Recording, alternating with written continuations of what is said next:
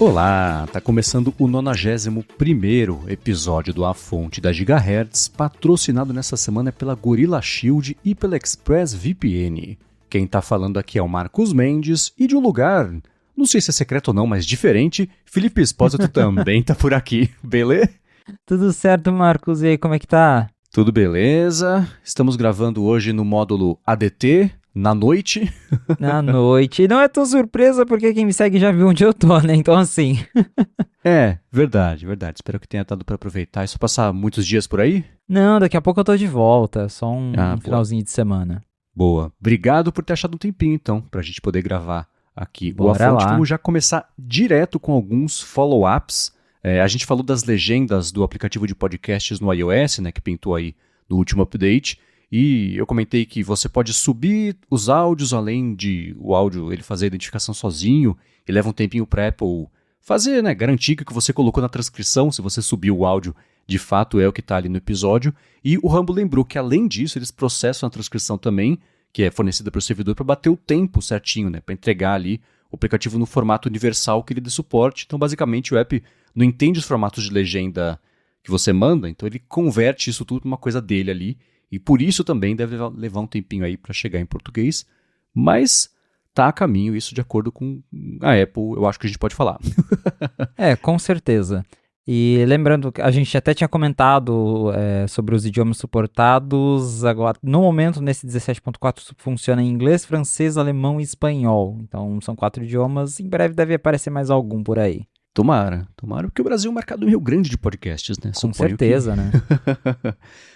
Tomara que seja rapidinho. E uma outra coisa que o Rumble lembrou foi o seguinte, né? A gente aumentou do limite de 2 monitores para os chips M3, que agora que saíram os Macs novos, a Apple vai atualizar os Macs antigos, entre aspas, que também tem M3 para dar suporte a 2 telas. E o Rumble lembrou, né, que os 2 displays do MacBook Air M3 não são porque a arquitetura do processador, nada assim, mas é porque o chip M3 tem 2 controladores do display. Você tem que usar um controlador para cada display, independente aí se é interno, se é externo, né? Então, é por causa disso. E ele falou que supostamente o display controller ocupa uma área bem grande do chip. Não sabia disso. E o Mac Mini, ele falou, né, já conseguia as 2 telas porque uma das portas era HDMI. Essa é justamente aí a porta que nos laptops é usada para display interno.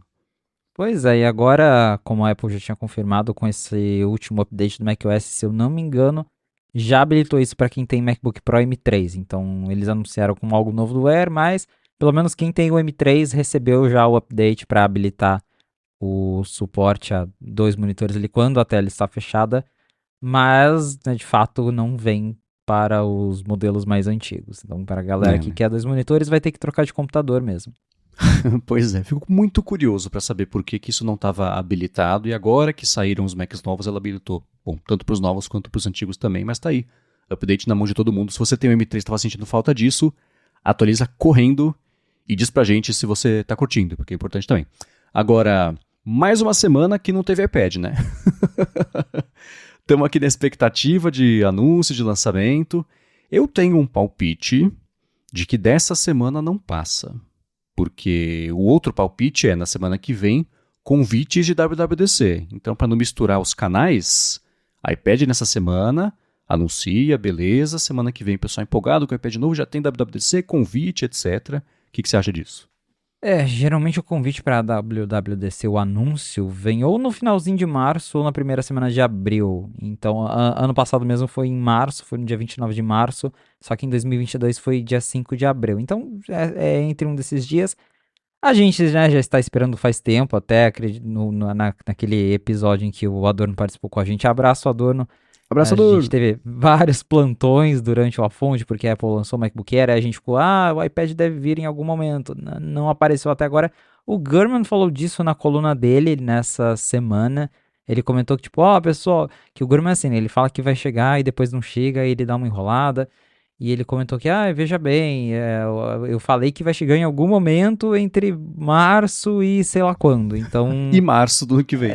exatamente. Então, assim, tá aquela coisinha aberta. Ele sugeriu que vai chegar no finalzinho de março ou no começo de abril. Ele até repetiu uma história que ele já tinha contado sobre a Apple tá preparando uma build especial do 17.4 para os novos iPads. Aí ela tem que mandar essa versão para a fábrica e aí por isso que tá atrasando tudo.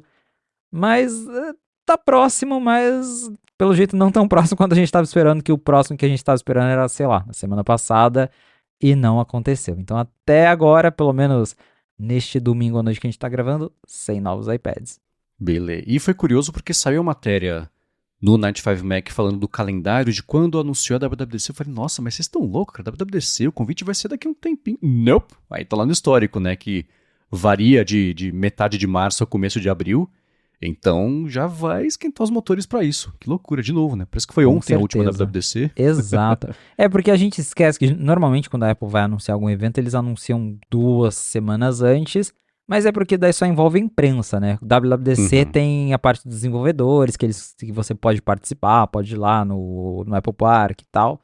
Então, por conta desse planejamento dos ingressos, eles precisam mandar, né? Fazer o anúncio antes. Então, é por isso que WWDC é anunciada meses antes, enquanto outros eventos da Apple não.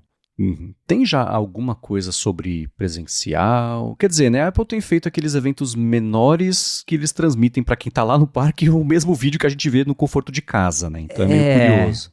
Eu sinceramente acho que não volta mais pro formato antigo, porque a essa altura, né? Porque no começo a gente ainda tinha aquela coisa, a pandemia ainda tá meio assim, então por isso que eles não fazem mais os eventos tradicionais. Mas já passou e eles continuaram nesse formato, então acho que o formato veio pra ficar mesmo, porque a gente já teve vários eventos, acho que já foi a segunda WWDC em que foi presencial, mas com evento gravado, que o pessoal assistiu até lá fora, né? Que eles colocaram aquele toldo lá no gramado do Apple Park, não é nem dentro do teatro, então é um negócio meio improvisado, esquisito. Eu acho que não volta mais pro formato antigo a essa altura. Que é uma pena, né? Porque eu também já enjoei daqueles eventos gravados. Sim, tá, eu prefiro bem mais o eventinho ali ao vivo. E é curioso porque eles construíram o Steve Jobs Theater pra quê, Sim. né? Teve todo aquele lance eu lembro do evento de 2017, do iPhone X, que foi a inauguração, né? Teve o vídeo lá com a voz do Steve Jobs do fundo, e o tanto que eles gastaram pra fazer esse teatro, e no fim ele é usado pra passar vídeo que a gente vê online, né? Uhum. E é curioso porque eu não sei qual que é a capacidade máxima ali do Steve Jobs Theater. Me parece ser meio reduzida. E até na Eu acho matéria que que são tem. 1.000 pessoas, se eu não me engano, que cabem Ah, lá dentro. ok. Mas ainda assim, acho que vai sustentar a comparação que eu ia fazer, né? Porque na matéria que tem, vou deixar o link na descrição aqui falando sobre quando que vai ser a data, etc. Que tem a foto do pessoal embaixo do toldo ali vendo o anúncio do Apple Vision Pro. Tem mais que 1.000 pessoas ali, né? Então é curioso porque desse jeito que eles encontraram, meio não é uma gambiarra, mas sei lá, né? Você constrói um toldo para um monte de cadeira de praia ali pra galera assistir, cabe mais do que 1.000 pessoas, né? E o teatro, coitado, né? É, exato. Eu lembro, se eu não me engano, quando a WWDC acontecia no formato tradicional pré-pandemia, eles convidavam 5.000 pessoas, né? Porque era lá, acho que no Moscone, acho que nos últimos anos foi em outro lugar, mas geralmente era no Moscone que eles faziam lá em São Francisco, e eram mais ou menos 5.000 lugares, então, comparado ao que era antes, deu uma boa reduzida, mas é isso, talvez eles acharam que 1.000 pessoas seria pouco demais para uma WWDC, aí improvisaram lá no gramado e fica aqueles eventos meio esquisitos, com todo mundo assistindo sob a luz do sol, basicamente. Pois é, né? Eu cacei aqui rapidinho, o Moscone ele tem vários halls de eventos, né? O Hall C cabe 4.610 pessoas. Aí tem o A e o B que cabe um pouco menos e tem o Hall 1 que cabem 50 pessoas. Não sei exatamente. É uma sala de reunião glorificada, né? Eu acho que não é nesse. Então, não, né? E eu lembro, teve alguma WWDC, eu acho que era da época do Jobs ainda, que foi no Moscone, ele falou, gente, eu sei que todo mundo quer vir, mas cara, esse é o maior lugar que tem pra fazer, não tem maior do que isso. Então desculpem pra quem tem a loteria, né, tem todo aquele evento pré-evento, né. Sim, toda a loteria. Então, Lembrei, acho que foi a última de 2019, que inclusive o Adorno foi lá presencialmente, a Apple levou ele, foi em San José, não foi em São Francisco, acho que foi no Bill Graham. tá. Eles Graham fizeram. Civic Center. Isso, foi lá em São José. Mas antes disso era sempre lá em São Francisco mesmo. Mas aí em torno de 5 mil pessoas. Era um número bem grande até. É. Enfim, vamos ver. Torço pra uma volta a como é que era no pré-pandemia, mas acho que tá certo de não apostar muito nisso, porque a Apple parece confortável com a ideia de seguir fazendo os vídeos lá e são produções bonitas, etc, mas meio cansativo, né? Bom, seguindo com assuntos, não é nem follow-up, né? São assuntos perenes aqui. A gente tem falado muito das iniciativas de IA da Apple, saem estudos. Saiu um estudo super interessante nessa semana que ela fez de IA generativa de imagem junto com um mix of experts, etc. É uma coisa bem cabeçuda que nem vou tentar destrinchar aqui, mas que eu vou deixar o link na descrição porque mostra que ela tá sim, silenciosamente, mas tá sim até confirmando uma coisa que o Rambo comentou no último ADT, link na descrição, correndo atrás aí e se preparando para lançar coisas bacanas. Mas o que pintou de notícia nessa semana foi que no começo do ano ela comprou uma startup canadense chamada Darwin AI, que, de acordo com a Bloomberg, tem uma tecnologia que serve para inspecionar visualmente componentes na parte de, durante a produção ali, o processo de fabricação de alguma coisa, e também ela tem parcerias com clientes de várias indústrias, já falo sobre isso, e a matéria fala assim, mas uma das tecnologias centrais dela é fazer sistemas de inteligência artificial ficarem menores e mais rápidos. Eu não sei como é que essas duas coisas coexistem, né? Um sistema de IA que facilita análise visual, que a máquina vendo basicamente ali se a fabricação está boa, e do outro lado deixar a coisa mais leve, mais rápida para rodar localmente, que eu acho super bacana. E um terceiro componente é o seguinte, achei uma matéria de 2020 que falava que ela era especializada em IA explicável. Não tinha nada sobre essas duas outras coisas, então não sei o que ela faz. E esse lance de IA explicável é aquilo, né? Os modelos grandes, as redes neurais, elas funcionam. Como que elas chegam à decisão que elas chegam é uma caixa opaca ali, não tem muito como explicar isso, por isso até que tem todo esse mistério em cima dos LLMs. A gente joga lá, treina e ele cospe as respostas. Eles sabem fazer, mas não sabem dizer qual o processo de decisão. E isso é um problema, por exemplo, IA para banco. Vai botar IA para definir a linha de crédito da pessoa. Aí a pessoa acha ruim, que ela ganhou pouco, fala, como é que chegou na conclusão aqui? Foi A? Isso não pode, né? Na Europa, por exemplo, né, qualquer pessoa que se sentir prejudicada por uma decisão de IA, acabou de aprovar a lei. A empresa vai ter que explicar como é que essa decisão foi tomada. E se você não tiver uma IA explicável, você não consegue fazer, está, pelo menos na Europa, fora da lei. Então, essa Darwin IA tinha esse lance de fazer IA explicável. Ela tinha uma parceria com a Lockheed Martin, que é a maior fabricante de parte de contrato com o governo armamentista, com NASA, com aeronáutica junto. É uma bagunça, mas é meio bélico. Fico curioso para saber se a Apple vai manter essa parceria. Mas nos últimos anos parece que ela migrou desse lance de IA explicável para fazer o lance da IA caber dentro de aparelhos menores e rodar mais rápido, que é super bacana e necessário, imagino, para a Apple, né, principalmente. E do outro lado da coisa também tem isso aí de fazer inspeção visual inteligente para processo de fabricação. Confuso, mas interessante, né? Confuso, mas interessante. Sim, a gente não sabe exatamente o que essa AI faz. Foi uma reportagem da Bloomberg que revelou que a Apple comprou essa Darwin AI. E eles comentaram que o interesse... Porque assim, eles descrevem essa Darwin AI como uma AI que foi desenvolvida para analisar componentes durante o processo de fabricação. É algo que a Apple poderia usar sim, mas segundo a Bloomberg, o interesse no fundo é justamente isso, porque essa Darwin AI, ela roda, né, direto nos aparelhos, então eles fazem ela funcionar ali com os chips neurais, com o processamento todo local, e o interesse da Apple seria mais nisso, para ela, sei lá, criar a AI dela que tá todo mundo falando, que a gente espera que vai chegar no iOS 18 ou com o iPhone 16 esse ano, e que esses processos rodariam no chip A18 ou algum chip qualquer que a Apple vai inventar para isso, ao invés de depender de nuvem. Então, a gente até tinha vários rumores já que a Apple pretendia fazer isso, que, enfim, a gente já sabe que esse ano vai ter um investimento grande nessa área.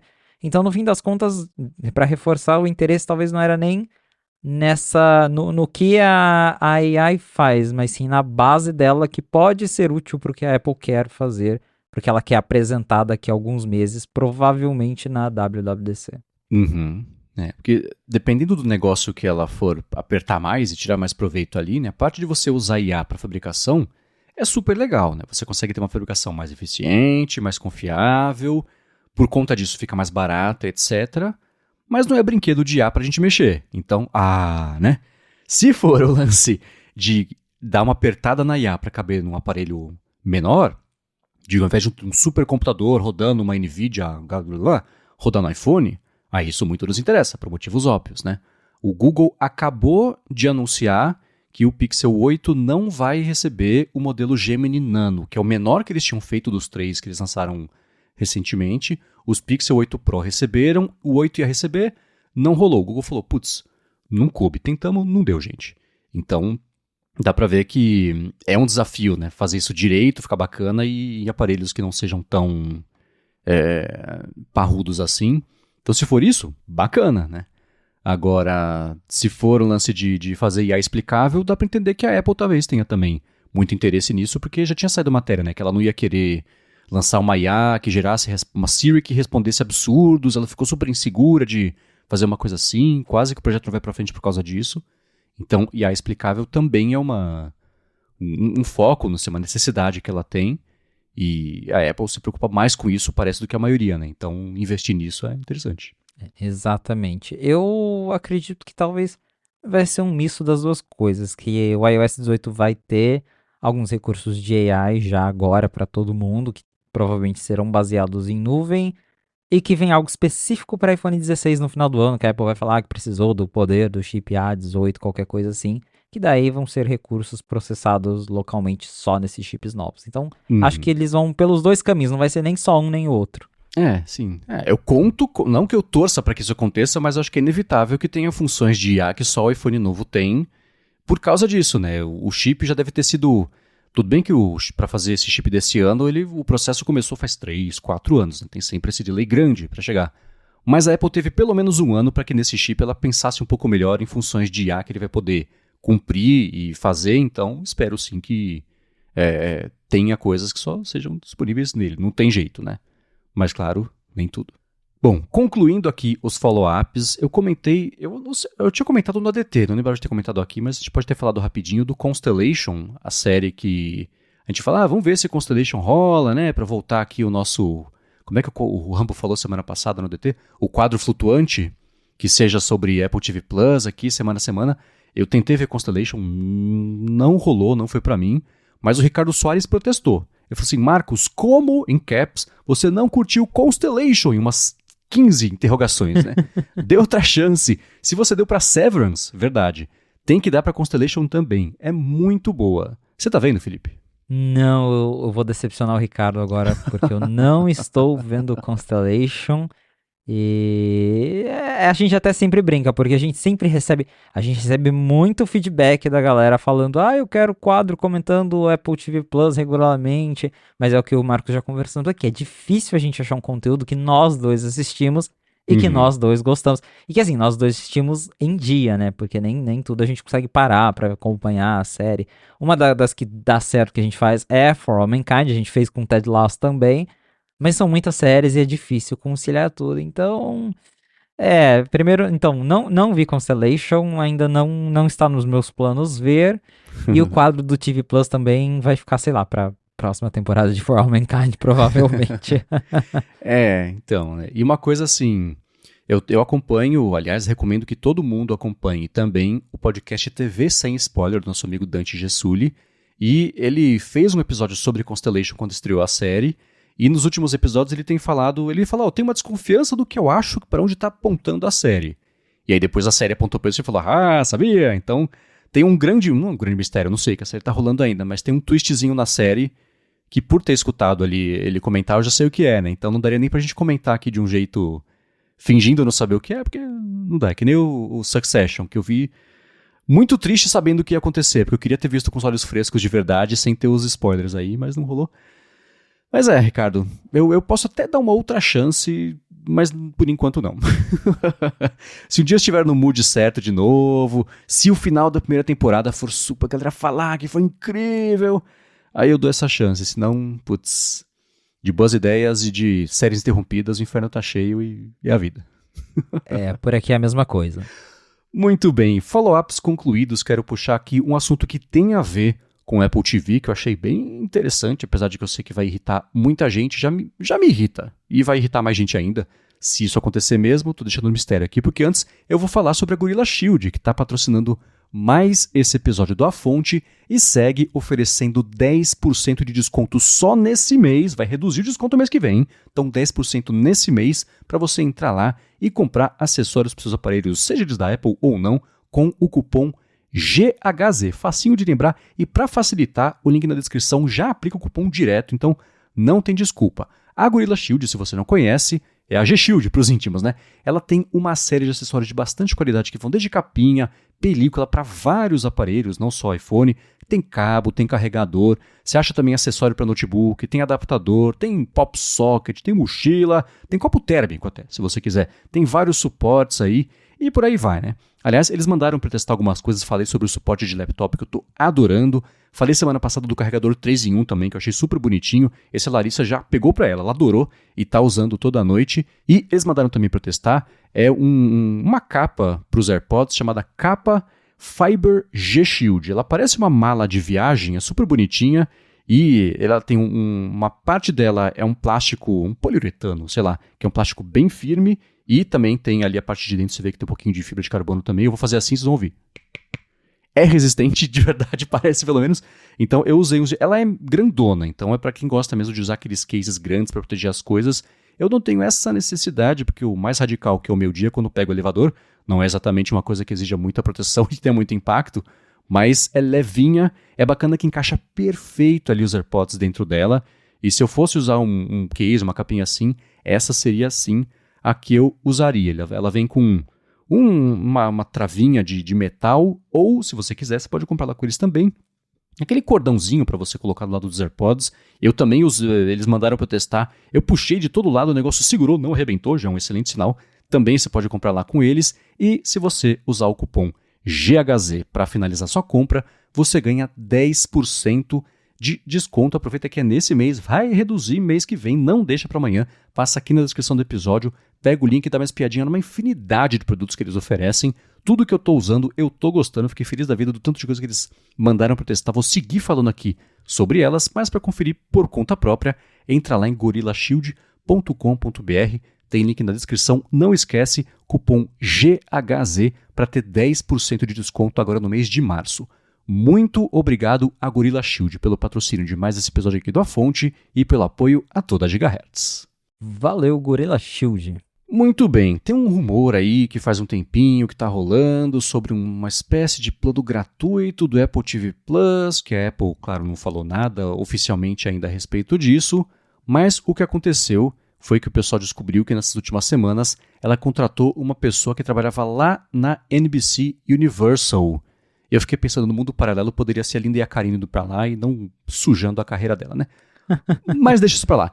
A Apple contratou o Joseph Cady, que passou 14 anos na NBC Universal, e o pessoal está especulando que a contratação dele é uma indicação, porque ele trabalhava com parcerias, fez parceria com a Amazon, com o Google, o TikTok também, e outros, né? Então, a especulação é que a Apple está se preparando aí mesmo para ter talvez um plano gratuito com anúncios do Apple TV Plus, que vai bem fora da proposta que ela própria falou lá no comecinho e etc., mas que o mercado nos últimos anos vem mostrando que é uma coisa que compensa, né?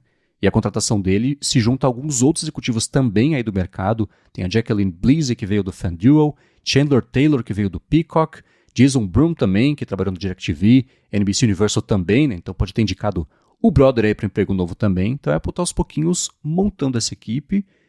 Mas e aí, anúncios na Apple TV Plus, será que funciona?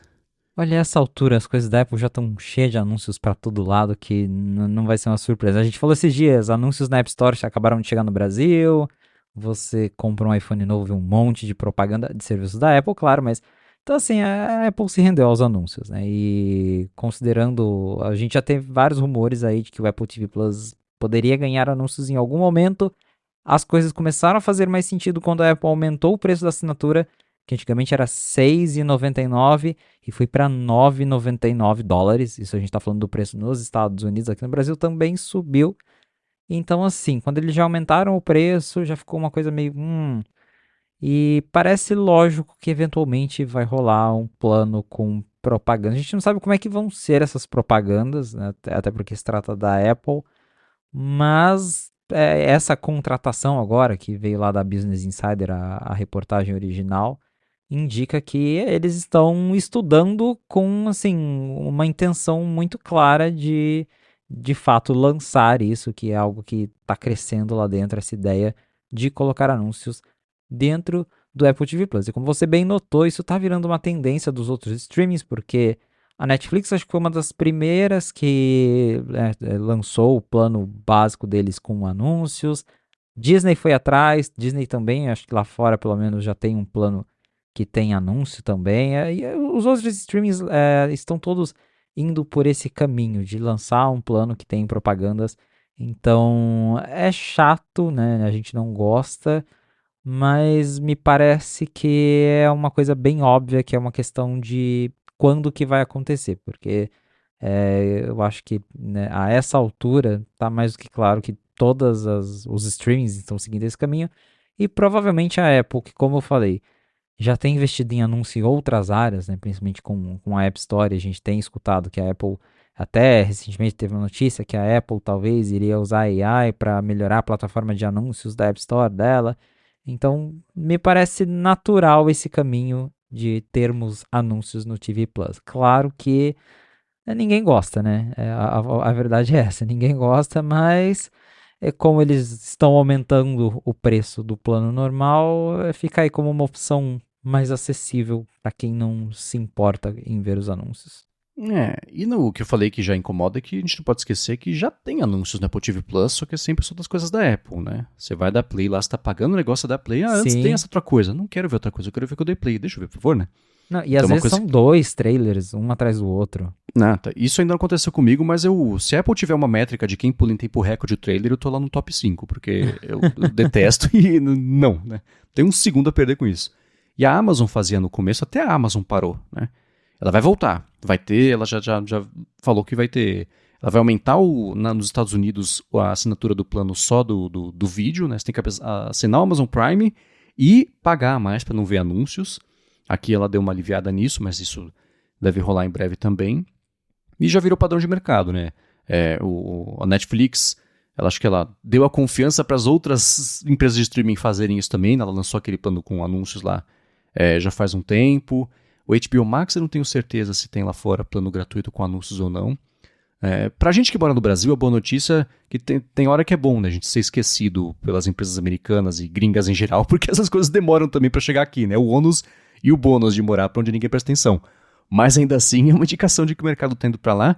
E uma coisa que eu juntei aqui que eu achei interessante é o seguinte: eu não sei se está rolando ainda, mas lá fora, no Apple TV Plus, a Apple disponibilizou filmes de catálogo, né? 50 filmes. Não são lançamentos, não falar velhos, né? Porque não são filmes velhos. Tem também. Mas 50, tipo, Lobo de Wall Street, Mad Max Fury Road, Titanic. Né? O pessoal que assina Apple TV Plus conseguia ver que era, vale dizer, vale lembrar a especulação inicial de como é que ia ser a Apple TV Plus. Não tinha certeza que ia ter catálogo, tipo Netflix. Não. Ela lançou com meia dúzia de programas e foi isso. Agora parece que ela talvez esteja pensando em. Não sei se é se render a isso, mas eu acho que ela está fazendo isso para fazer a coleta de dados e saber até as métricas do que é interessante ter de anúncio, como é que seriam os formatos, que tipo de conteúdo o pessoal se interessa além do catálogo só dela. Curioso. Eu acho que faz mais parte de um experimento mesmo, porque não é a primeira vez, vale notar. Ela já teve uma. Eu não lembro agora quando exatamente, mas já teve uma vez em que a Apple disponibilizou um catálogo de filmes lá dentro do Apple TV Plus, só nos Estados Unidos, lembrando. Esse experimento ele não vale para nenhum outro país, mas já aconteceu no passado que teve um catálogo. Acho que era bem menor, não chegava a ser 50 filmes, era alguma coisa, sei lá, 10 filmes, mas teve um catálogo que eles escolheram alguns lá e disponibilizaram para todos os assinantes a assistirem. Mas eu vejo isso como um experimento que pode servir para um indicativo de que talvez no futuro tenha um plano mais caro do TV Plus que forneça um catálogo com filmes de terceiros, por exemplo. Então, talvez ao disponibilizar isso, eles vejam se tem demanda, se as pessoas realmente se interessam por ver esses conteúdos de terceiros e aí usam esses dados para considerar se vale a pena lançar talvez um plano mais caro, ou simplesmente um experimento de ver se isso alavanca as assinaturas do TV Plus, porque tem a Just Watch que geralmente lança esses dados e se a gente pegar os, sei lá, os 3 últimos, os dados de 2023, o crescimento do TV Plus foi quase nulo. Em market share ele continuou meio que a mesma coisa, fica ali sempre nos 6, 7% e não cresceu muito mais desde então. E pode ser que por conta disso, né, para ver se o Apple TV Plus cresce um pouquinho mais, ela liberou esse catálogo para ver se funciona, se é um jeito bacana de atrair pessoas e se essas pessoas realmente estão interessadas em ter esse catálogo de terceiros. É curioso, é bem, né, interessante justamente porque, como você bem notou, era o que a gente esperava do Apple TV Plus lá atrás, quando ele era ainda um rumor, e por fim, né, a gente teve aquele catálogo enxuto de conteúdos originais, que hoje não é mais tão enxuto assim, tem muita coisa no TV Plus, Uhum. mas, né, pode ser que ter esse catálogo de terceiros sirva para chamar a atenção da galera, já que se a gente pegar outras plataformas como Netflix e Amazon, trabalham, né, com conteúdos de terceiros e tem um catálogo bem maior por conta disso. E por terem começado bem mais cedo, estarem aumentando muito o preço, é curioso que elas tendem a cair, enquanto a Apple TV Plus ainda está na rabeira, mas está crescendo, né? Curioso que está sempre crescendo, mas está sempre por último. E você pega Netflix, Prime Video, a própria Disney, né? A Disney deu uma barrigada aí e voltou a crescer nos últimos trimestres, últimos meses, nem sei trimestres.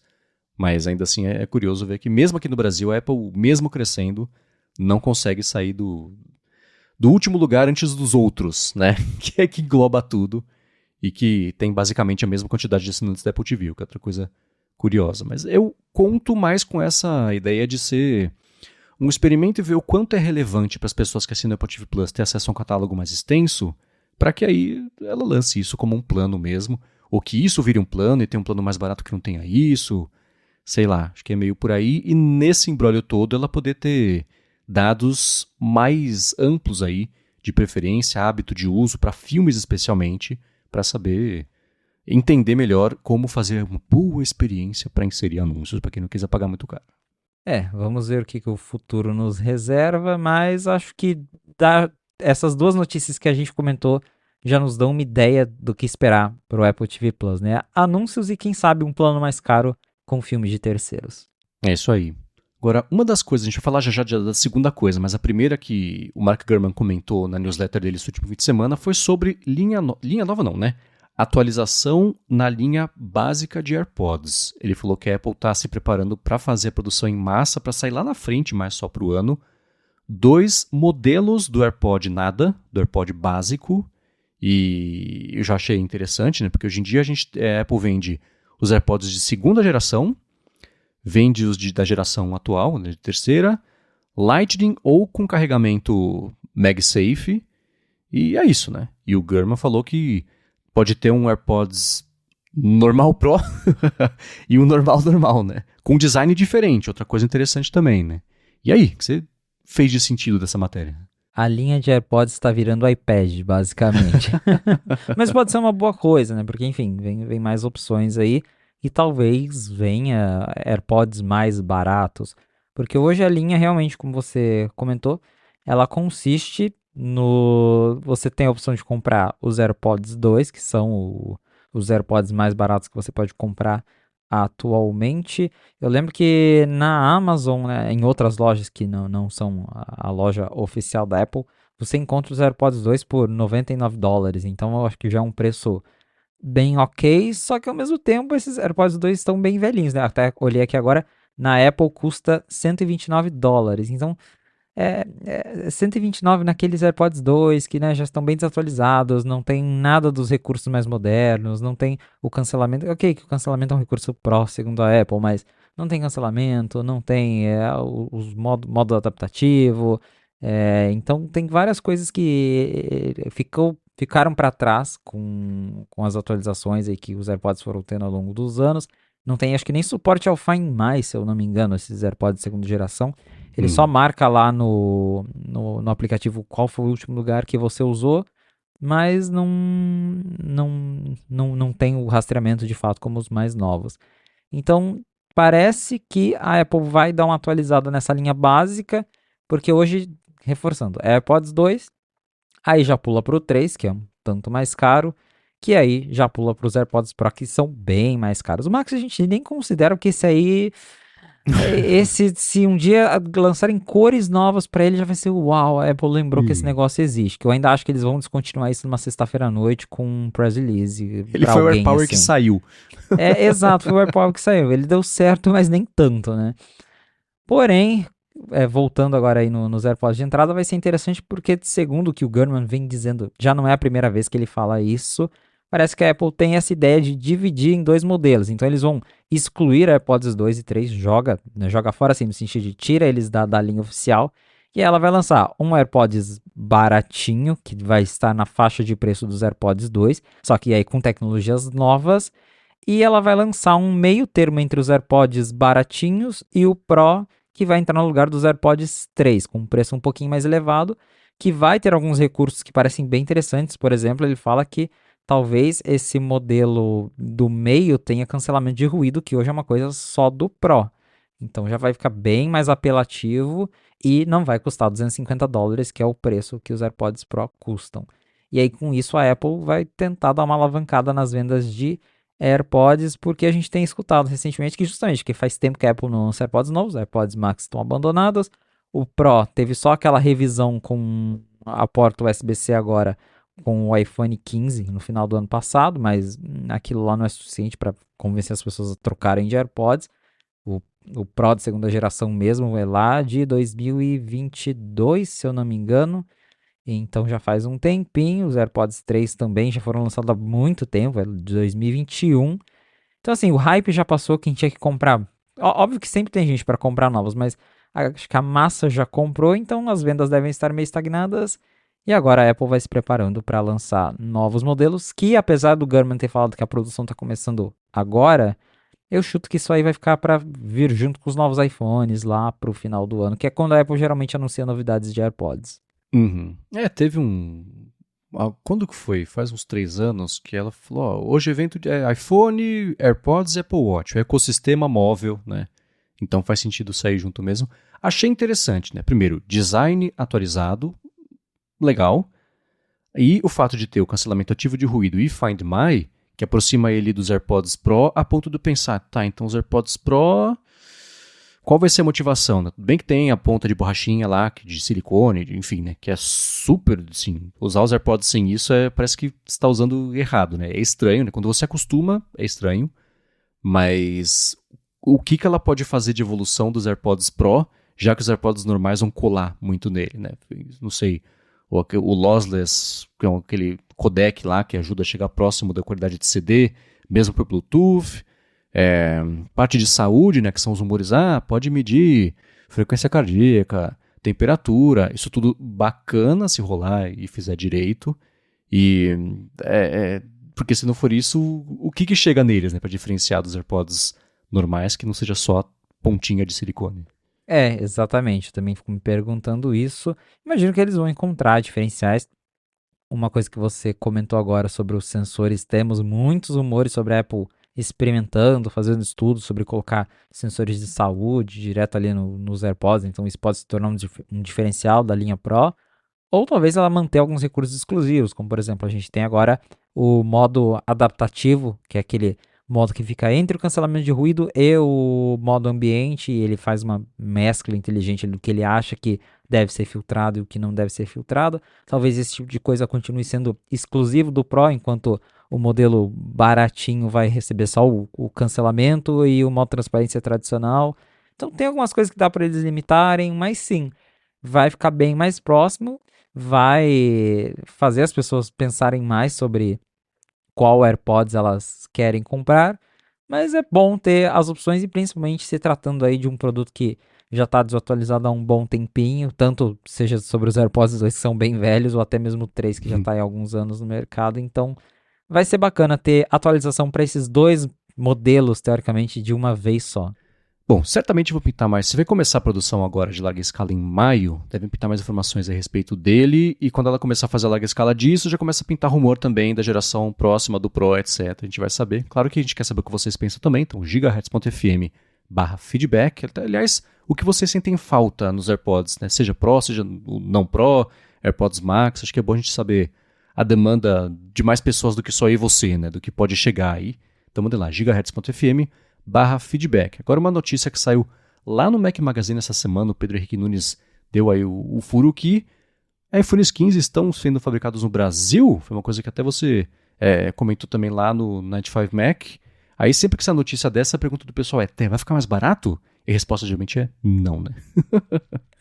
Sim e não ao mesmo tempo, porque todo ano, isso já não é tão mais novidade assim, porque todo ano a Apple começa a montar um iPhone aqui no Brasil depois de um tempo. Então, ano passado aconteceu a mesma coisa com o 14, o 13 também teve montagem no Brasil, e agora a Apple começou a montar o iPhone 15 aqui no Brasil. Mas tem vários asteriscos nessa história.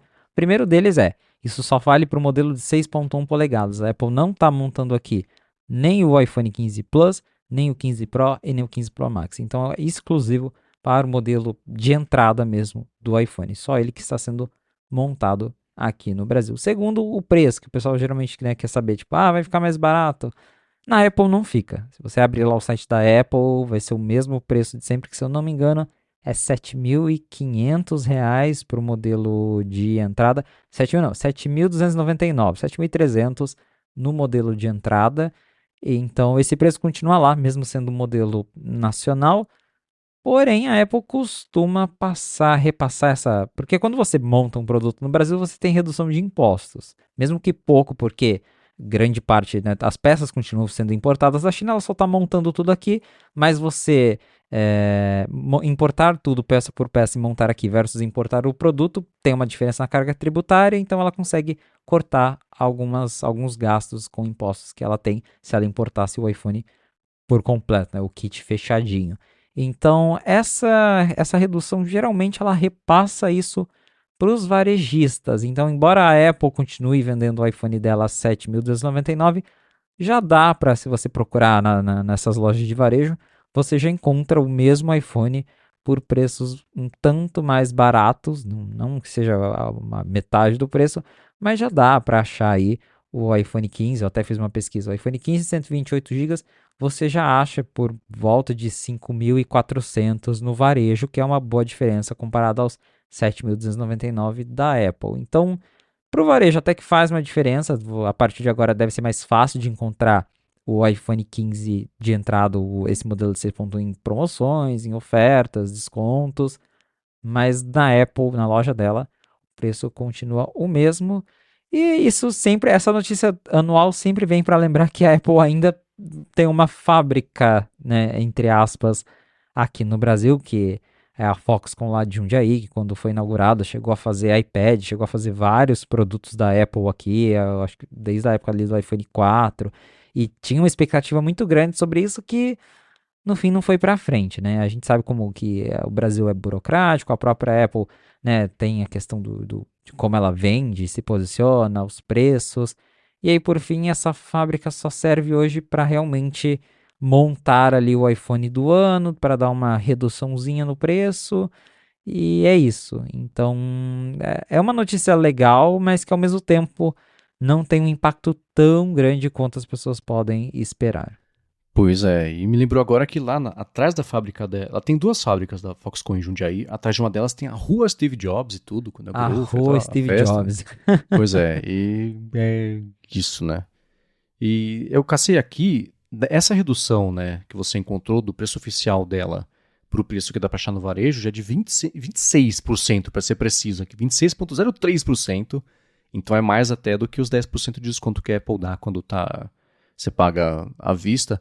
Eu fico muito curioso, se um dia você descobrir isso, seria legal se você pudesse contar pra gente qual que é a porcentagem de vendas de iPhones direto com a Apple do Brasil aqui. Qual que é a porcentagem de venda, iPhones novos, né, claro, de varejo, porque minha desconfiança é claro que o varejo é muito maior, mas o quanto muito maior é uma coisa que eu fico muito curioso para saber. E a gente fala do preço e sempre esquece, né, que assim, esse preço Apple é só o dela e o próprio varejo com o iPhone oficial e etc., geralmente é mais barato mesmo, tem as promoções, ela vai desovando aí no varejo desse jeito para ela não ter que dar o desconto e mesmo assim o pessoal acha jeito mais fácil, mais fáceis não, né? Ainda dói pra caramba, mas menos doloridos de comprar iPhone, né? Exatamente. Basicamente assim, ela passa lá pro varejo, né, dá os descontos, o varejo cobra o preço que ele quiser.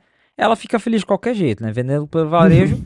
Mas se algum desavisado comprar pelo site dela, ela tá ganhando o precinho cheio que ela definiu lá atrás e, né, pra ela é vantagem. E além de, né, ela evitar, sei lá, ela, por exemplo, agora que ela monta no Brasil, ela tá vendendo pelo preço original, então também, no fim das contas, para ela é vantagem se ela conseguir convencer alguém a entrar lá na Apple ou entrar numa loja da Apple, que a gente sabe que tem gente que faz isso, vai lá numa das Uhum. Apple Stores, compra, paga o precinho que ela definiu lá atrás e que ela continua mantendo esse preço até hoje, apesar de alguma redução de impostos ou até de custo de fabricação que diminuiu de lá para cá e ela está cobrando a mesma coisa até hoje. Mas o resumo dessa notícia é isso: mais um iPhone montado no Brasil que no varejo, isso significa que talvez a gente vai ver mais, já estamos vendo mais promoções de iPhone, então vai ficar um pouquinho mais fácil, né? Já é mais fácil comprar um iPhone 15 hoje, mas também não é nada tão grande, tão animador, não é como, por exemplo, na Índia, que a Apple está fazendo todos os modelos de iPhone lá na Índia Uhum.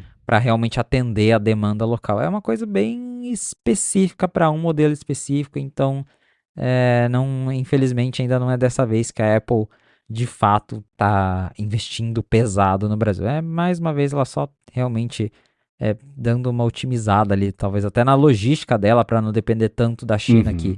Esse é um outro ponto também, porque a gente sabe que sempre ali no lançamento tem toda a questão da China, como as coisas lá atrasam, o fornecimento.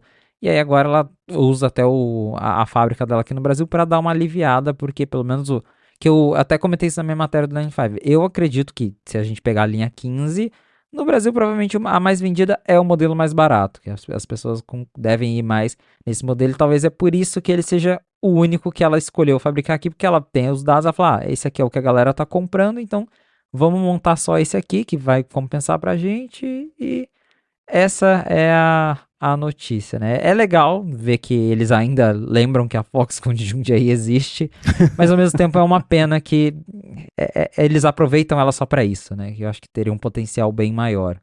Pois é uma pena. Bom, seguindo com as notícias que pintaram aí, a gente já especulado, né, a Apple pode lançar, ela já tinha falado, né, que vai lançar em breve o Vision Pro em mais países além só dos Estados Unidos. Especulamos, vai ser na China, vai ser em países da Europa que tem um bom poder aquisitivo, mas que o país e o mercado é pequeno, porque justifica você lançar em vários países, etc. E o pessoal do Mac Rumors, e você até comentou isso lá no 95 Mac também, encontrou códigos e idiomas novos do Vision Pro que mantém essa dúvida, né? Não ajudou em nada.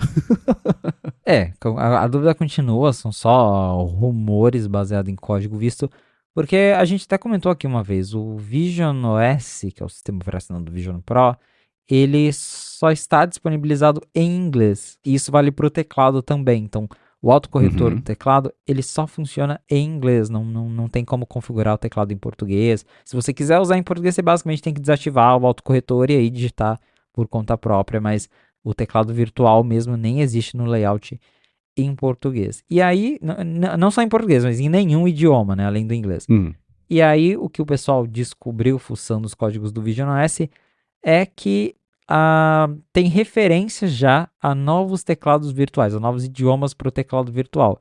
Então tem lá chinês, tem inglês de outros países, tem francês, tem alemão, japonês, coreano.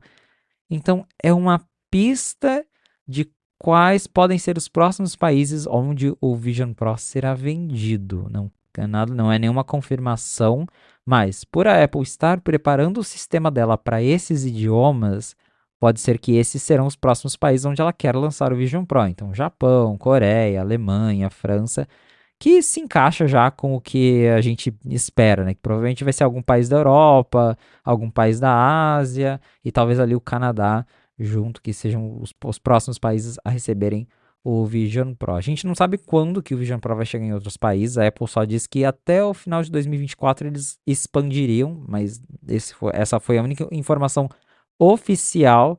E a não oficial que a gente escutou, por exemplo, já de alguns analistas, o Mintico mesmo falou recentemente, que ele acredita que a expansão internacional vai começar antes de junho, ainda que agora no primeiro semestre do ano, porque justamente faria sentido para a Apple lançar em mais países a tempo da WWDC para ela alcançar mais desenvolvedores em mais lugares. Eu acho que isso faz bastante sentido, né, ter o Vision Pro em mais países a tempo do Vision OS 2 para realmente dar uma impulsionada na plataforma, mas até agora nenhuma informação oficial da Apple, então isso do sistema é mais uma especulação do que de fato uma informação mesmo sobre em quais países a Apple pretende, de fato vai lançar o Vision Pro a seguir. O que a Apple disse novamente é que o Vision Pro chega em mais países até o final desse ano.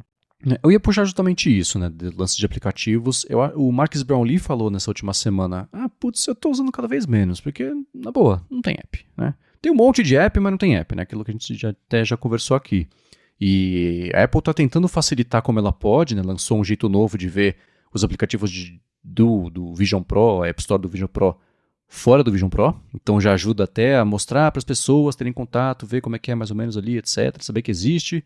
E até queria saber, não sei se tem informação sobre como é que foi o retorno não, mas a repercussão da matéria que saiu no 95Mac, né? Que fez um compilado dos melhores apps para Vision Pro também. Tem de várias categorias ali, então faz sentido a conta fechar desse jeito, né? É para pensar, bom, se a gente lançar a tempo da WWDC em mais países, a gente conta a história de desenvolvimento na WWDC, empolga mais pessoas a fazerem apps, com isso a plataforma fica mais interessante, a gente vende mais, né?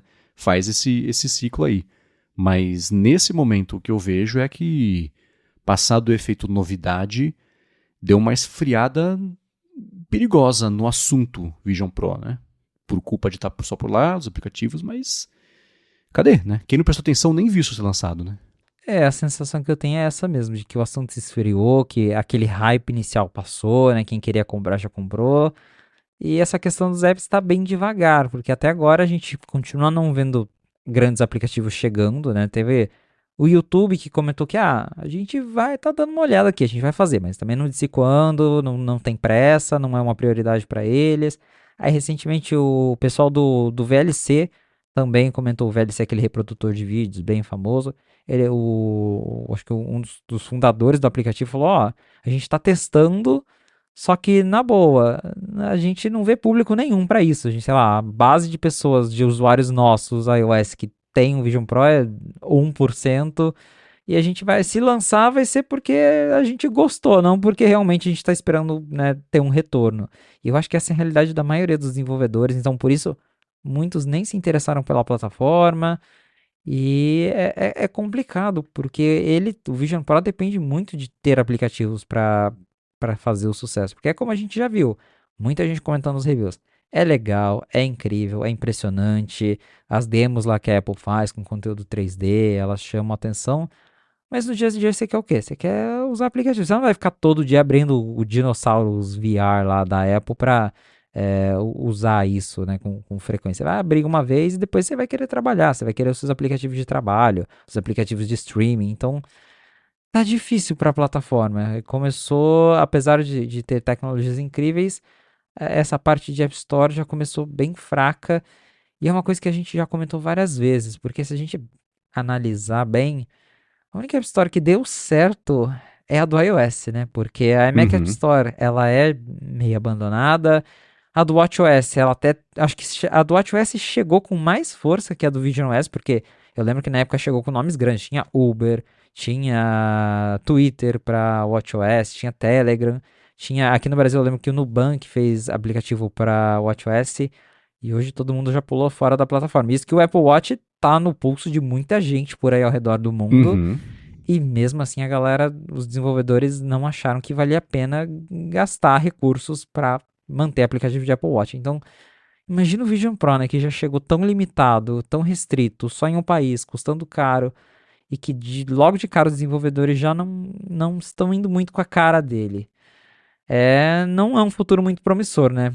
Eu tô pensando o Marco Arment, que faz o aplicativo Overcast, ele comentou no último ATP, que é o Accidental Tech Podcast, ele falou assim, eu sei, eu faço um aplicativo podcast, é áudio, mas cada dia eu entro no console para ver os números de uso do aplicativo no Vision Pro e são cada vez menores. Ele falou assim, e nem eram muito grandes, assim, eu tô no número, como é que ele falou? Low hundreds, assim, tem tipo algumas poucas centenas de pessoas usando. Não é um universo gigantesco para começo de conversa. Ainda assim ele vê caindo e fala, cara, o ecossistema ainda não sustenta motivo para fazer os aplicativos. E é o problema que se não tem os aplicativos, não tem pessoas. Então a gente já falou sobre isso, né? Então não sei. Essa WWDC vai ser bem interessante ver como é que a Apple conta essa história e incentiva o desenvolvimento de apps, porque se ele depender... Assim, o iMessage já existia e funcionava antes da Apple abrir a loja do iMessage que deu traço. O Apple Watch, ele funcionava com os aplicativos espelhados do iPhone e quando saiu a loja só dele, deu traço também, né? Foi o que você comentou. A única que deu certo de verdade foi a do iOS e... Não sei. Preocupante. Queria ver dar certo, óbvio, né? Mas... Com certeza. E no meio disso tudo, né, a gente tem a Apple brigando com os desenvolvedores, o que não ajuda em nada a situação dela. Nossa, sim. E nessa última semana ela precisou abrir mão de várias coisas que ela tinha apertado lá para a Europa, no DMA e etc.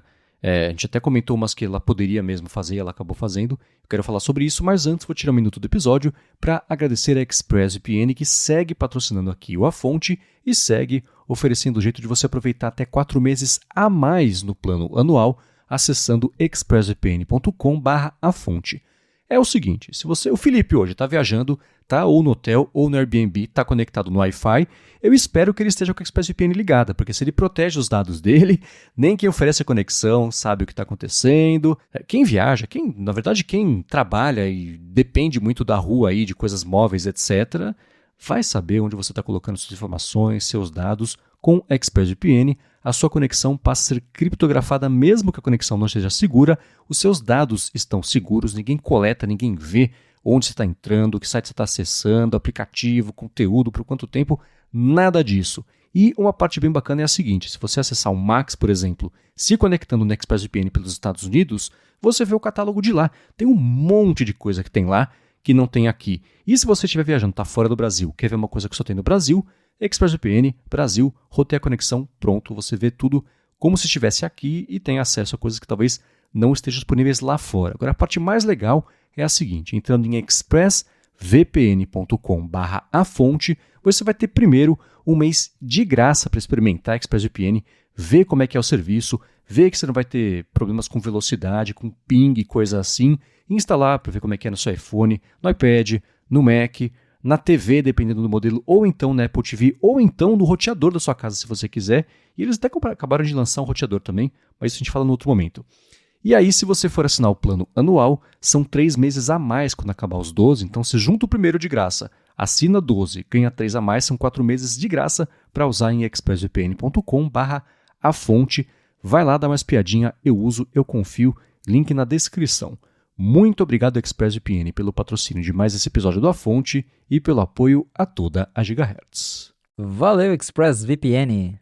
Muito bem, eu acho que ao longo das últimas 3 semanas, a Apple lançou, né, o produto de DMA, anunciou o pacote de regras que ela ia flexibilizar na Europa por conta da lei da Europa que pede por essa flexibilização. E tudo o que ela anunciou que a gente achava que ia fazer, ela fez meio pela metade, não é bem assim, etc. E ela, nos bastidores, veio negociando com a Europa, e a Europa veio falando, cara, assim não, você não está fazendo o que eu pedi, faz o que eu pedi, por favor. E a Apple veio relaxando um pouco das regras dela de restrições, etc. A gente comentou sobre algumas no episódio passado, e de uma semana para cá, pintaram mais relaxamentos aí de restrições, alguns surpreendentes, todos ainda meio revoltantes, sabe que mesmo relaxando está segurando um pouquinho, né? A gente já fala sobre isso, mas quer elencar, listar alguns aí que ela mudou pra gente explorar aqui? Dessa vez ela mudou uns grandes, a gente realmente já comentou algumas mudanças que ela tinha promovido por conta de exigências da União Europeia, que deu as 3 batidinhas na porta do Tim Cook e aí ele foi lá e teve que mudar. Eu até brinquei esses dias com o nosso amigo William Max, que já a União Europeia vai prender o Tim Cook, porque só as 3 batidinhas na porta não estão resolvendo muita coisa, mas dessa vez eles cederam bastante até. E acho que uma das principais mudanças foi em relação à distribuição, porque até então toda a questão do DMA e do sideloading no iOS, ela estava restrita aos App Marketplace, às App Stores alternativas. Então, para você ter um aplicativo, você precisaria lançar a sua loja, né, ter o seu App Marketplace, ou lançar o aplicativo através de um App Marketplace certificado pela Apple. E agora, com essas mudanças, o que a Apple está fazendo é adicionando um novo modelo em que o desenvolvedor vai poder distribuir o aplicativo dele através do site do aplicativo. Então, você não vai precisar de uma loja lançar um app marketplace ou usar um marketplace para lançar ou distribuir o seu app. Você vai poder distribuir ele através de um site. Então você vai abrir o site, vai baixar o aplicativo direto do Safari ou do seu navegador e vai instalar esse aplicativo no seu iPhone. Claro que a Apple não está facilitando tanto assim, então, para você lançar no site, ainda vai precisar fazer aquele processo de notarização, ter um certificado, ser um desenvolvedor registrado, ter alguns vários critérios que a Apple exige, mas você não vai mais necessariamente depender de um app marketplace. Então, essa já é uma mudança bem grande. A outra mudança é que agora os marketplaces eles vão poder ter apps só do criador. Então, por exemplo, a gente citou várias vezes o caso da Epic Games, que tem a pretensão de lançar a loja dela. Teve toda uma confusão envolvendo a Epic que a gente também vai acabar comentando. Mas a Epic, teoricamente, ela não poderia lançar a loja dela, porque uma das regras originais do projeto de mudanças da Apple era que o marketplace ele tinha que aceitar aplicativo de todo mundo. Não poderia ter só, sei lá, a loja da Epic com jogos da Epic. Ou a loja da Microsoft com jogos da Microsoft. E agora, com essa mudança, o criador da loja ele pode lançar uma loja para ter só apps dele. Isso abre, por exemplo, o caminho para o Facebook lançar a Meta Store no dentro ali do iOS. Quem que vai criar a Meta Store? Não sei, mas pode ser que tenha a Meta Store vindo aí. Então, a Apple flexibilizou muitas coisas mesmo, mudaram muitas regras comparado aí com o que era o projeto original. A Apple também diz que dará mais liberdade para os desenvolvedores convidarem os usuários a completar uma transação de compra interna ou de assinatura fora do aplicativo. Então ela teve até toda uma confusão aí, aquela multa que ela levou por conta do Spotify e dos serviços de streaming de música, porque ela impedia os serviços de oferecer a assinatura por fora.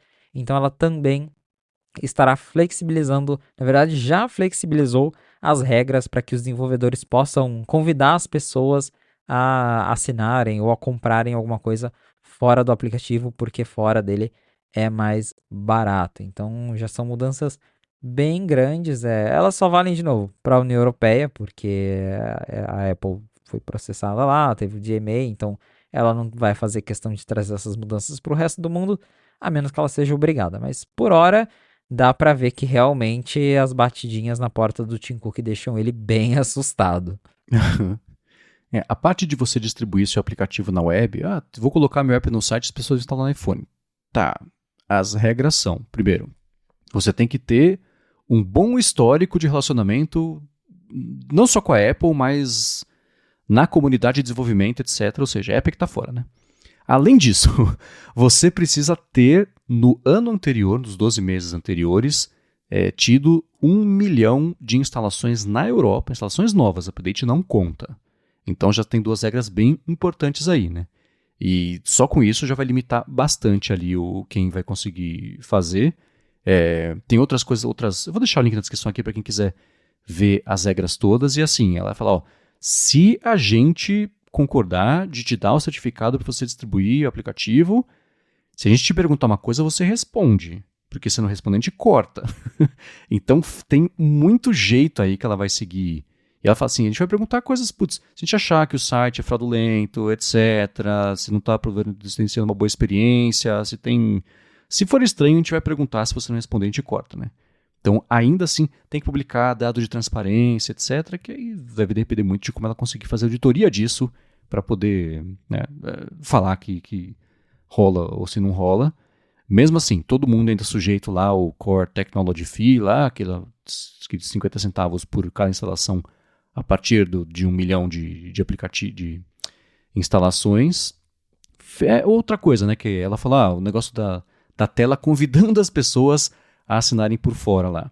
Ela tinha proposto aquela tela, aquele jeito padrão dela, que ela própria falou, putz, tá aqui, vai ter que ser assim. A gente, por amostragem, vai ver quem tá seguindo ou não, que a gente falou, não tem jeito de você garantir que está sendo cumprido. Então ela própria admitiu que não tem como e tá desistindo. Agora eu fico pensando no seguinte, né? Ela anunciou aquele monte de regra super restrita, fez o maior barulho. E aos pouquinhos, na surdina, tem cedido. Eu fico me perguntando se a Europa vai falar para a Apple que ela tem que fazer a mesma força que ela fez no começo. E a força foi da imprensa, na verdade, né? Ela só anunciou para as pessoas saberem que as regras mudaram, que agora está mais fácil do que estaria há 2 semanas, né? Para não desencorajar tanto o pessoal que ficou desencorajado aí na Europa com esse primeiro lançamento, ou se não, se ela vai seguir cedendo meio na surdina, sem fazer grandes anúncios da mudança, só atualizando lá o artigo de suporte, e é isso, né? Acho que a Europa, se eu fosse a Europa, eu mandava ela anunciar de novo e fazer o mesmo estardalhaço que foi feito não por causa dela, quer dizer, não promovido por ela, para anunciar que as regras estão um pouquinho menos apertadas, mas ainda assim seguem bem limitadas de quem de fato vai conseguir distribuir por fora da App Store desse jeito aí, que era o sonho do pessoal na Europa. Ela ainda continua impondo as regras do jeito dela, mas aos poucos está tendo que flexibilizar e a Europa continua falando que está de olho na Apple, está de olho no que ela está fazendo, então eu ainda acredito que muita coisa vai mudar, como a gente sempre brinca. Até o final do ano as coisas estarão totalmente diferentes. Em questão de semanas já mudou muita coisa do que a gente tinha visto no anúncio original. Eu acho, por exemplo, que essa Core Technology Fee aí é uma das coisas que a Europa já vai mandar a Apple parar com isso ou repensar o modelo. Então, a tendência é que realmente a Europa pegue no pé da Apple, que eles, né, façam com que a Apple mude ainda mais coisas em relação ao DMA. Pois é. E bom, para encerrar aqui o episódio de hoje, na newsletter do Gurman, que saiu hoje também, né, no domingo, o episódio está sendo segunda-feira, ele falou, além dos AirPods, ele falou também, ele especulou na verdade, não trouxe notícias de fontes dele, nada muito preciso, mas ainda assim uma especulação interessante sobre o futuro do CarPlay, agora que o projeto Titan foi engavetado. A gente até especulou mais ou menos o que seria dele, a gente fez esses exercícios já aqui, mas ele trouxe alguns dados interessantes sobre o histórico desse segmento de funcionalidade, acho que dá para chamar de produto, talvez, né? Que ele fala o seguinte, né? A Apple e o Google saíram mais ou menos ao mesmo tempo ali, que tinha o Android Auto e o CarPlay.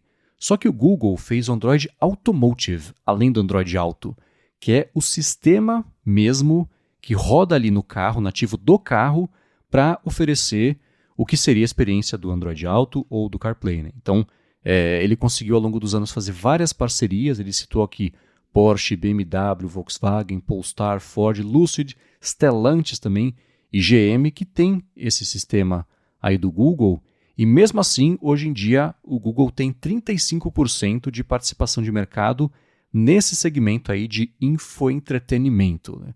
Quem está em segundo lugar é a Harman, que pertence à Samsung, vale lembrar, né? A Harman tem a Harman Kardon, que tem a parte de som e etc., mas a Harman é da Samsung, depois tem 20% a Denso, que eu não conheço, vou ser sincero, e 20% outros.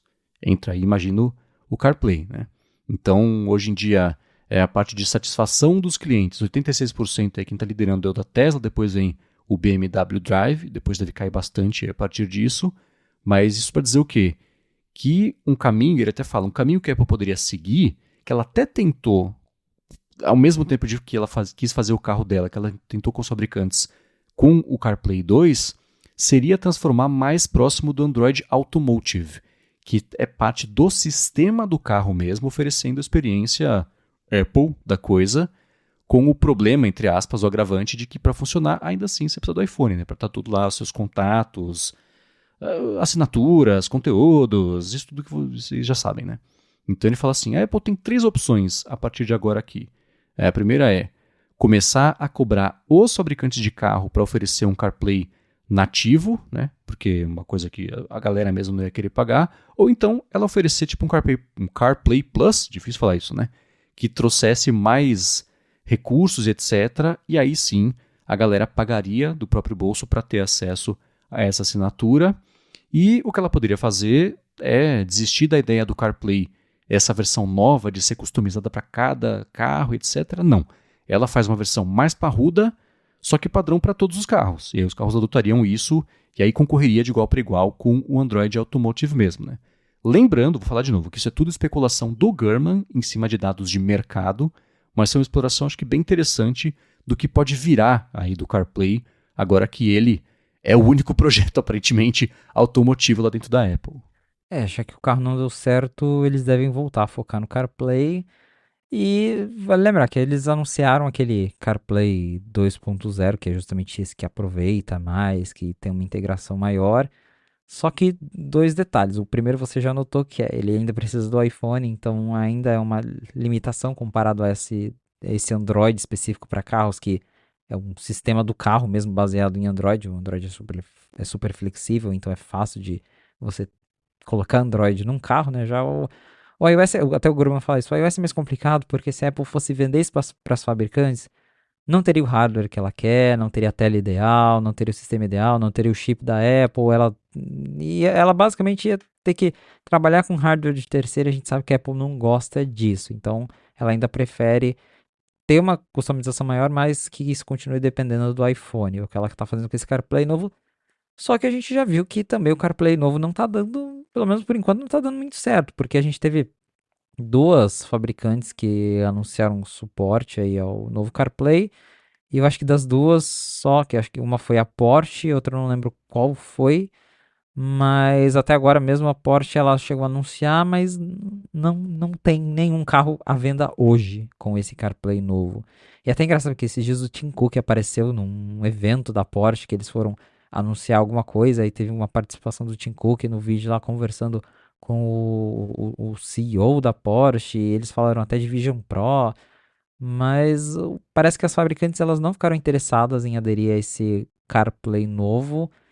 E eu não sei se a Apple cobrar por isso, né? Se iria para frente, justamente porque eu acho que, primeiro, quando veio o rumor do Apple Car, as fabricantes talvez já ficaram com receio de, ok, tá, a gente vai fazer parceria com alguém que vai ter acesso às informações do nosso carro e que tá fazendo um competidor, e aí elas ficaram meio com receio. E mesmo assim, né? Hoje em dia, o que a gente tem visto é justamente as fabricantes investindo nos seus próprios sistemas. Tesla tá aí para mostrar isso. Os carros da Tesla rodam um sistema próprio deles. Então, isso me parece que é uma tendência. Cada uma ter o seu sistema, fazer do seu jeito. E isso pode acabar ameaçando um pouco justamente o CarPlay, porque eu não vejo a Apple seguindo essa estratégia do Android. Claro que, pelo que o Gurman falou, já foi uma consideração, mas eu não vejo ele seguindo esse caminho de vender um iOS com o kit completo para rodar num hardware externo de outra pessoa. Então, acho que o sistema do CarPlay, eles vão tentar focar nesse CarPlay 2.0, que já foi anunciado, é uma realidade, mas dá pra ver que eles estão meio perdidos quanto a isso, que talvez não tenha muita saída, justamente porque o mercado de carros e de como os sistemas de entretenimento de carros funciona já tá indo pra esse lado de cada um faz o seu mesmo. Eu lembrei agora, a Apple é meio alérgica a licenciar coisa assim. Ela fez, num passado muito distante, meio período de trevas, licenciamento do Mac OS para PCs.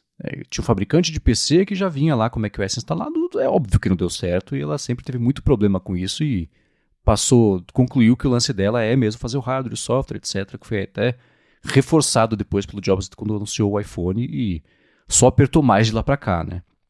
Por outro lado, segmento de carros é óbvio que é um pouco mais difícil dela entrar, como podemos ver com o projeto Titan, que passou 10 anos aí patinando no seu lugar, né? Só perdeu dinheiro. Então, talvez para ela fazer isso, ela tenha que se render. E tem uma outra coisa também, né? Tudo que tem a ver com carro eu acho estranho e uma distração enorme, apesar de entender a noção de que, tem muito carro na rua, ganhar um troquinho com cada um seria muito dinheiro. Ok, mas você quer ter essa dor de cabeça para ganhar esse dinheiro? Não tem outros jeitos, não vou falar mais fáceis, mas ainda assim que tenha faça mais parte do domínio das coisas da Apple, que dê para ganhar até mais do que ganharia com um carro.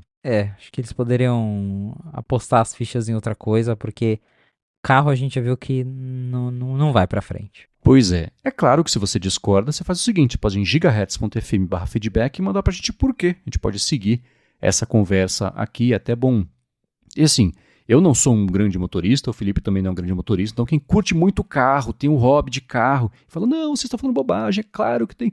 Fala pra gente poder discutir com esse outro lado daqui, porque só a gente concordar, talvez a gente não esteja vendo alguma coisa talvez meio óbvia nesse mercado. Então vamos lá, gigahertz.fm/feedback, para achar os links do que a gente comentou ao longo do episódio, você vai em gigahertz.fm/afonte/91 ou dá mais pedra nas notas aqui do episódio também. Quero agradecer a Gorilla Shield e ExpressVPN pelo patrocínio do episódio de hoje, a vocês que recomendam, vocês que avaliam, que dão joinha, que dão like, estrelinha, cada plataforma tem o seu ícone de curtida, que vocês que curtem e gostam aqui da fonte, e é claro, a você, Felipe, por mais uma semana nos ajudar, mesmo aí tirando férias, a entender o que está rolando em Cupertino.